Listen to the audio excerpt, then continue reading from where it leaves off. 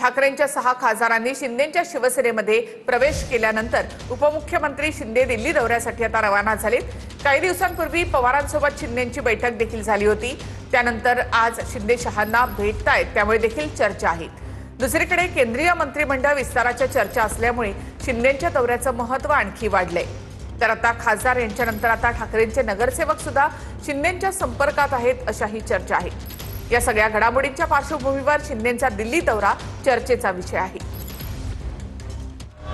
ठाकरेंचे 6 खासदार गळाला लावल्यानंतर एकनाथ शिंदे आज पहिल्यांदा दिल्ली दौऱ्यावर जात आहेत। दिल्लीत एकनाथ शिंदे एनडीएतील काही वरिष्ठ नेत्यांच्या भेटी घेण्याची शक्यता आहे। या भेटीत शिंदे अमित शहांनाही भेटू शकतात अशी शक्यता वर्तवली जाते। त्यातच केंद्रीय मंत्रिमंडळाच्या विस्ताराच्या चर्चा सुरू आहेत। त्यामध्ये श्रीकांत शिंदेंची केंद्रीय मंत्रिपदी वर्णी लागण्याची शक्यताही वर्तवण्यात येते। त्यामुळे एकनाथ शिंदेंच्या दिल्ली दौऱ्याला विशेष महत्त्व प्राप्त झालंय। याआधी विधान भवनात शरद पवार आणि एकनाथ शिंदेंमध्ये बैठक झाली होती।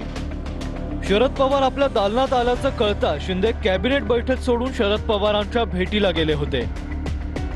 शिंदेंच्या दालनातच नंतर शरद पवारांनी त्यांच्या राष्ट्रवादीच्या आमदारांची बैठकही घेतली।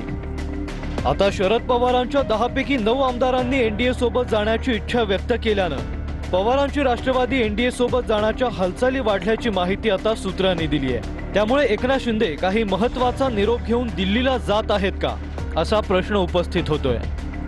यात आणखी भर म्हणजे ठाकरेंच्या पक्षाचे काही नगरसेवकही शिंदेंच्या संपर्कात असल्याचा दावा शिवसेनेकडून केला जातोय।